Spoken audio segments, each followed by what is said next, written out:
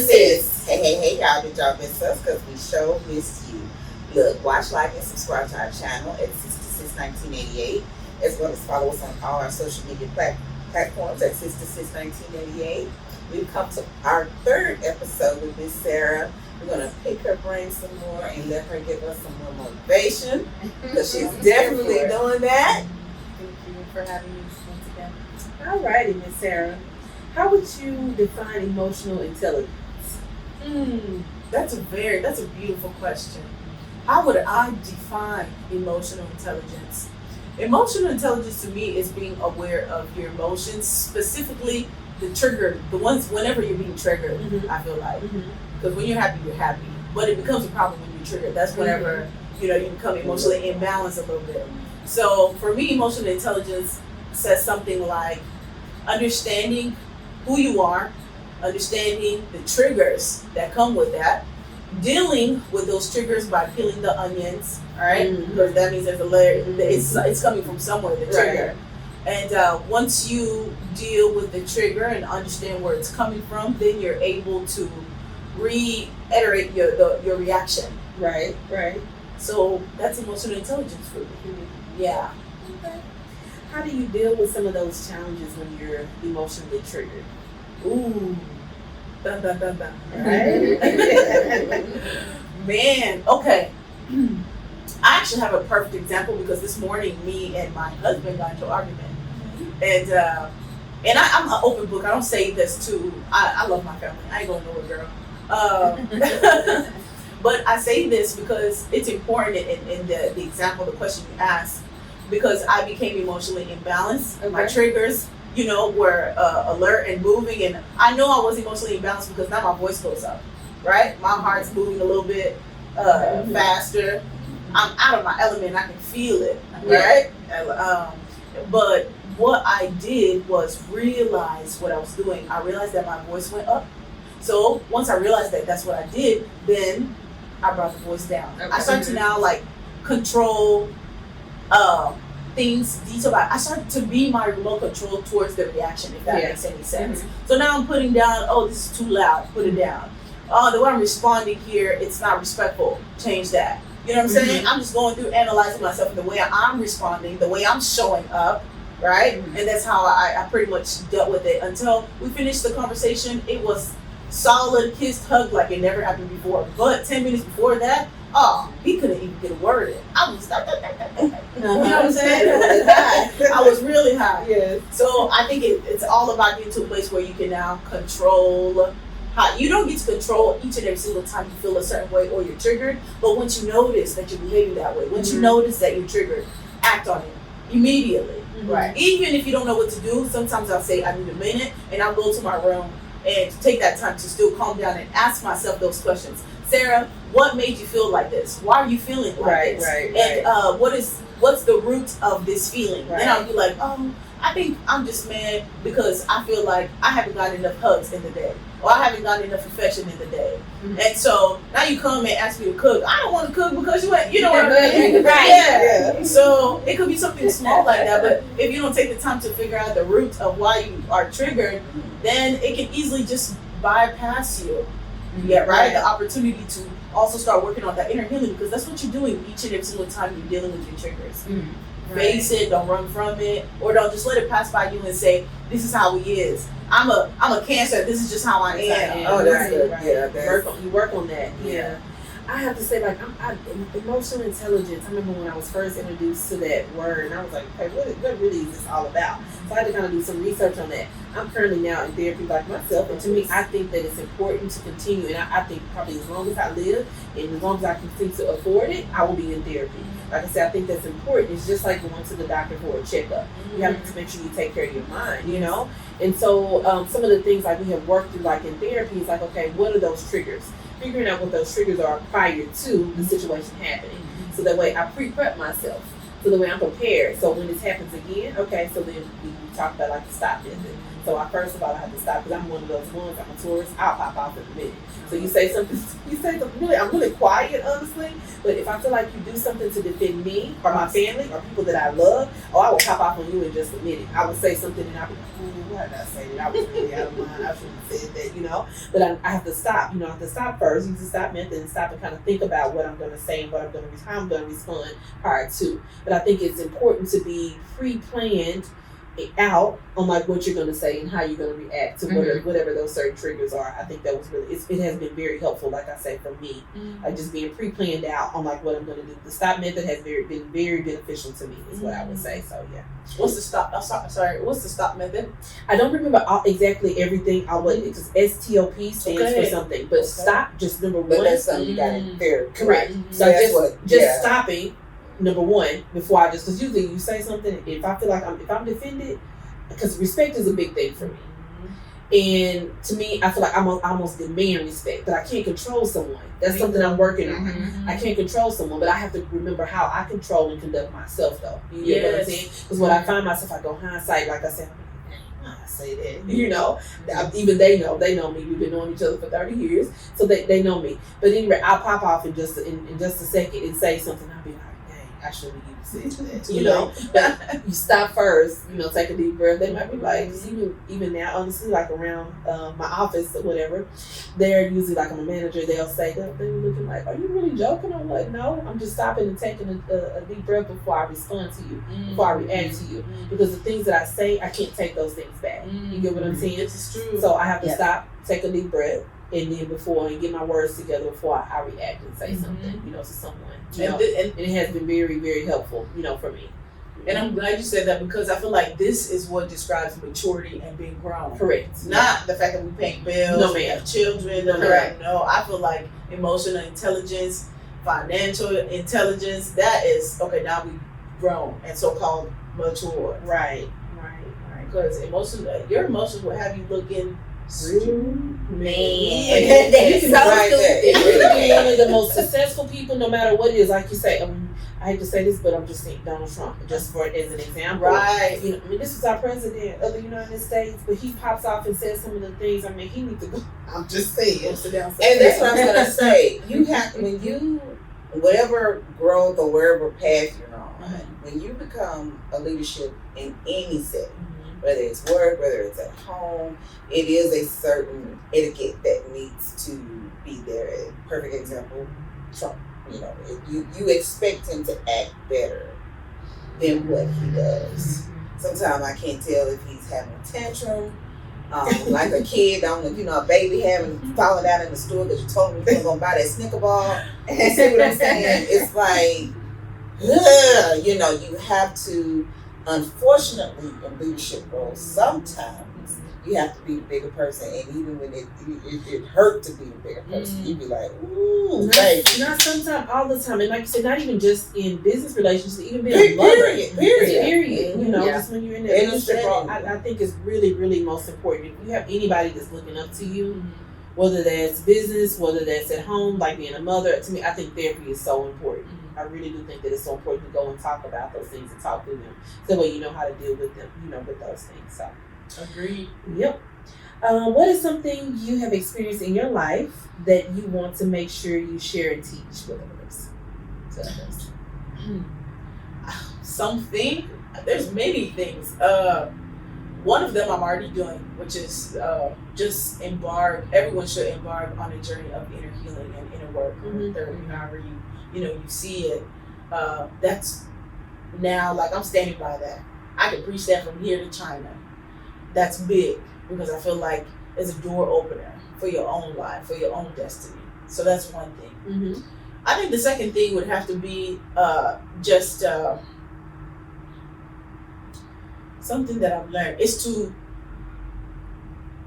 see God believes in you. Now you have to believe in yourself. So that too. That's all that's left.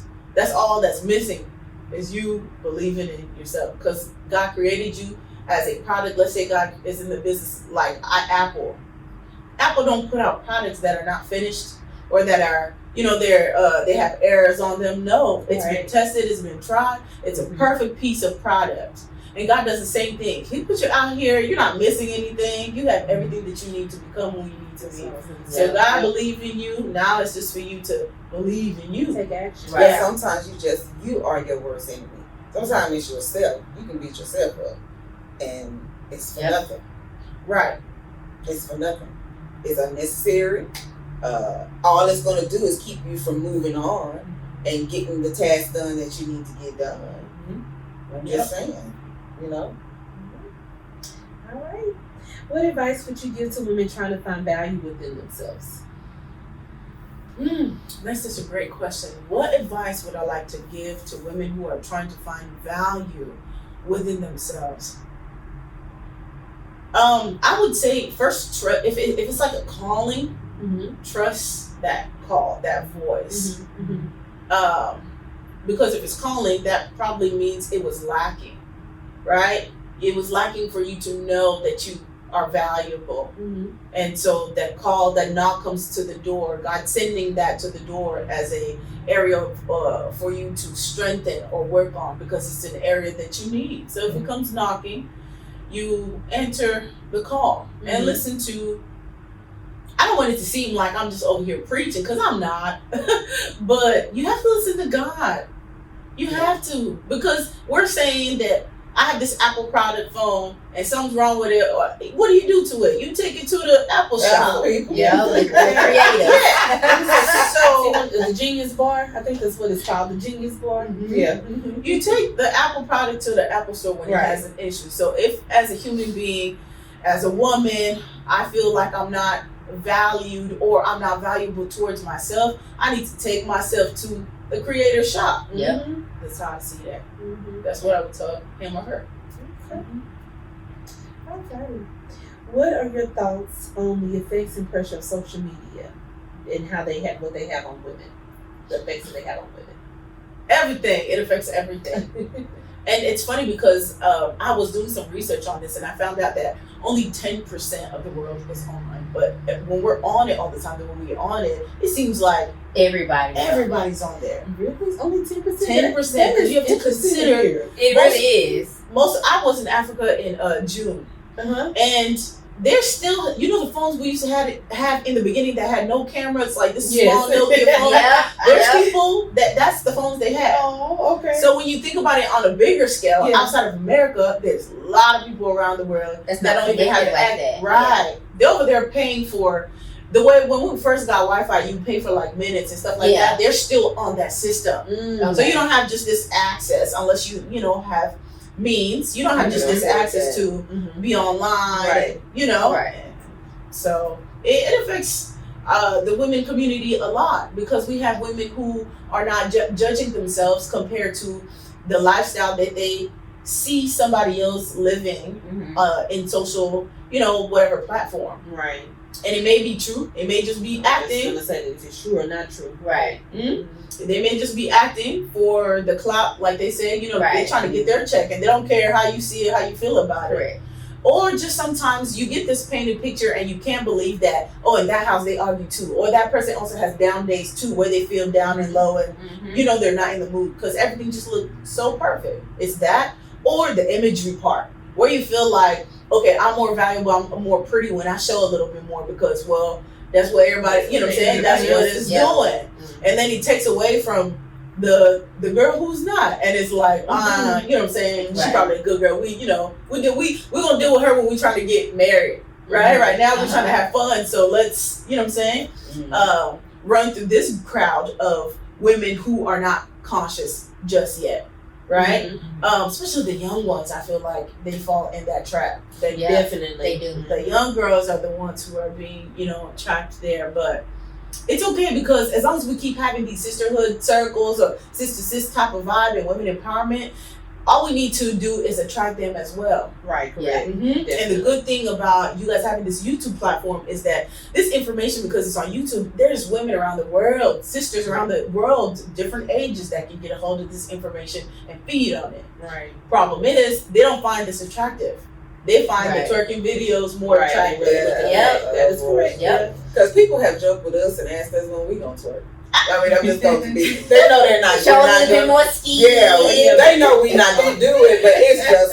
No, we can make it more exciting. Yeah, if y'all like want that. people, y'all want the channel to grow, just twerk a little bit. You know? Because that's what people are so But used to that's seeing. that's not what we're wanting to push. Correct. It's not all Period. about that. For You us. know what I'm saying? Oh Lord have mercy, Jesus. But unfortunately, that is what people want to see. I always tell people, virtual maturity lacks in the world today because people are looking at those things and taking it as It's real. Yes, It's not. real, right? Because It's people not. always show the good. And right, and the most recent example I could use, I forget the man's name. He's a rapper, and he was at something where it was a red carpet event.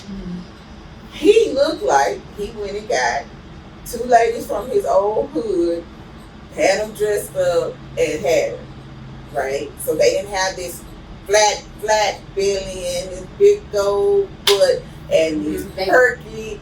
They were what you would see somewhere at a Target or at a gas station. You know, they weren't made up. And oh my God, when I say that social media tore them up left and right. And then you had, I won't even say it was 50-50, but you did have, because I wanted to go through those comments and see the lack of virtual maturity. They look like some girls that you would see in the neighborhood. That's what they look like. You know what I'm saying? But look at her. This was not me. She got flubber over her. She had a little stomach. You know, it was on the wrong thing. Right. Yes, right. And some people were like, you know, these are what real women look like, y'all. Y'all have allowed the world to tell y'all that the Cardi B, because really right now, Kim like Kardashian. the Kim Kardashian and all that, y'all would allow that to be what you say a woman should look like. That's what y'all have done. But I would say my favorite, when you talk about the world and the virtual world, it's nothing like Megan Thee Stallion is my, as far as body wise, she's my favorite because it's natural. It's nothing. She has nothing extra. You know, she's just a tall, what's the word? Voluptuous woman. You see what I'm saying? It's nothing made up. So it's like, you know, she gets her clout, but it's like to me, people still are like Kim better. Kim and the sisters. I can't think of all their names right now, but Kim and all the sisters. And then it's some black girls up in there. Oh, Nicki Minaj. Yeah. But Black China, I think, is starting to fix. She's taking out those things out of her face. Yeah. So I'm saying it's like, you know, what we need to do in the community, if it's at all possible, try to let them know that that's not real. I don't know. I'm trying to figure out how we can do It that. happens in the home. That's where it's not happening. It's not happening in the home. It's in their homes. Yeah. And then the problem is it's not happening in their homes because mom is also wrapped in the social. You know Yeah. what I'm saying? Yeah. Everybody. It's is in bad. there. Everybody. It's Yeah. bad. And so when you go to like churches and different gatherings and stuff like that, you see someone younger. I always try to get closer to like the younger crowd, Yeah. just so I can share something. Especially when like they're like, you know, 15, 16, 17, 18. Because most of them, they're already dating. And some of them are doing things that maybe we didn't think they were ready for, but they're doing it. So it's like just take them where they're at and advise them, shine some light that can help prevent some things in their future that you might be seeing that they don't see just yet.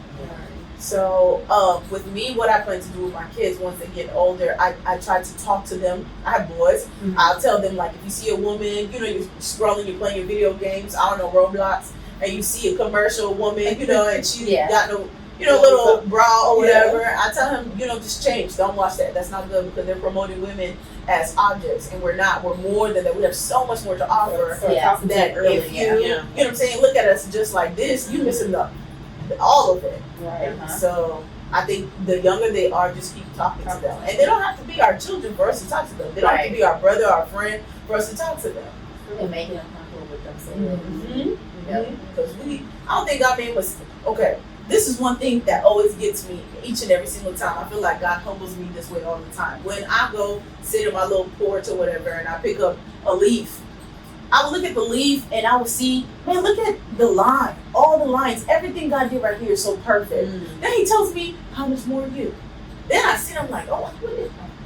You know what I mean? Because if this plant, God was intentional about this plant, intentional about the root, intentional about the design, each and every single thing, Yeah. how much more? Yeah. So you have to understand the fact that we're different sizes, different shapes, different colors. All of it is intentional. Right. You don't make mistakes. So Yeah. What techniques do you use to work through stressful situations? what techniques do I use to work through stressful situations? Okay, this is really good because I feel like every question you're asking me, something has happened a couple days in. But I was feeling a little bit anxious within myself and my body. And I noticed it because I kept, I'll start fidgeting, trying to calm myself. I learned and read that that's a formula that we use as human beings. The body's trying to calm itself. And so you'll be doing something repetitively over and over and over again.